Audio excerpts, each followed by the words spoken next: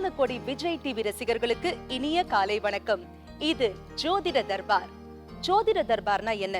சுருக்கமா 2 வரிகள்ல திருக்குறள் மாதிரி விளக்கம் தரவா? முன்னாடிலாம் நம்ம என்னங்க பண்ணுவோம்? மளிகை சாமா வாங்கணும்னா மளிகை கடைக்கு போவோம், துணி எடுக்கணும்னா துணி கடைக்கு போவோம். ஆனா இப்போலாம் எதை எடுக்கணும்னாலும் சரிங்க, ஒரே கடைக்கு போவோம். அதுதான் சூப்பர் மார்க்கெட். அதே மாதிரி தாங்க ஜோதிடம் குறித்த விளக்கம் தேவையா? அதுவும் இங்க இருக்கு. எண்கணிதம் குறித்து தெரிஞ்சுக்கணுமா? கவலையே வேண்டாம், இங்க அதற்கான தீர்வு இருக்கு. வாஸ்து குறித்த சந்தேகமா? அதற்கான விளக்கமும் இங்க கொடுக்கப்படுங்க. இப்படி உங்களுடைய எல்லா சந்தேகங்களுக்கும் ஒட்டுமொத்த தீர்வை கொடுக்கக்கூடிய ஒரே களம் இந்த ஜோதிட தர்பார். சுருக்கமா சொல்லணும்னா இது ஒரு ஜோதிட சூப்பர் மார்க்கெட்னு கூட சொல்லலாம். நம்ம தர்பாருக்கு வர உங்களுடைய குறைகளுக்கு உடனே தீர்வுகள் கொடுக்கப்படும். அந்த தீர்வுகளை கொடுக்கறதுக்காக இங்க 3 துறை சார்ந்த வல்லுநர்கள் வந்திருக்காங்க. ஜோதிடம் குறித்த விளக்கம் கொடுக்க போறாரு ஜோதிட கலை அரசு திரு ஆதித்ய குருஜி அவர்கள். வாஸ்து குறித்த விளக்கம் கொடுக்கறதுக்காக இங்க வருகை தந்திருக்காரு வாஸ்து நிபுணர் திரு ஆண்டாள் பி சொக்கலிங்கம் அவர்கள்.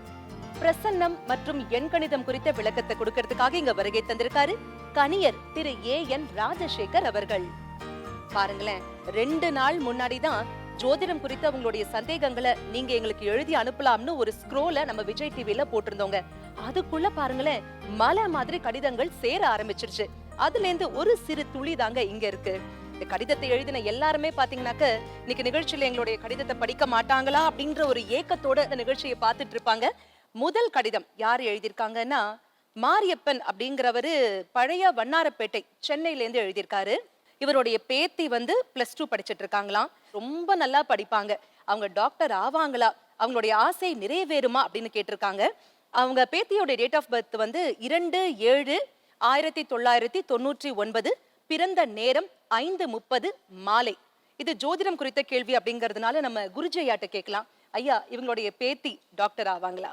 பொதுவா டாக்டர் ஆகணும்னு சொன்னாலே வேத ஜோதிடப்படி செவ்வாய் 10ஆம் இடத்தோடு தொடர்பு கொண்டு வலுவாக இருக்க வேண்டும் அப்படின்றது ஜோதிட விதின்றதை நாங்கள் அடிக்கடி வேத ஜோதிடத்தில் நாங்கள் அது ஒரு விதியாகவே சொல்கிறோம்.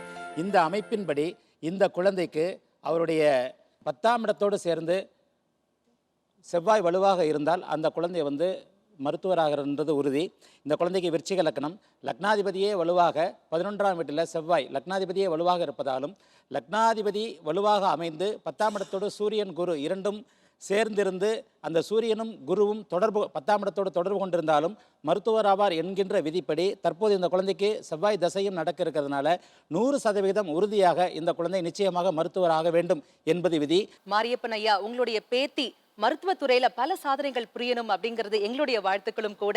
அடுத்த கடிதம் பாத்தீங்கன்னாக்க திருச்சியிலேருந்து பூங்கோதை அப்படிங்கிறவங்க எழுதியிருக்காங்க. இவங்க குலதெய்வம் குறித்த சந்தேகம் எழுதியிருக்காங்க. அதாவது நாங்க 2 தலைமுறைகளாக வெளியூர்ல வசித்து வரோங்க. அதனால எங்களுடைய குலதெய்வம் எது அப்படின்னு எங்களுக்கு தெரியல. எங்கள் குலதெய்வம் எது, ஆண் தெய்வமா பெண் தெய்வமா, எங்க இருக்கு அப்படின்னு கேட்டிருக்காங்க. எழுதின தேதி பாத்தீங்கன்னாக்க ஜனவரி 10ஆம் தேதி காலையில 10:30 மணிக்கு இதை எழுதியிருக்காங்க. இதை வச்சு பிரசன்னம் மூலமாக குலதெய்வத்தை கண்டுபிடிக்க முடியுமா?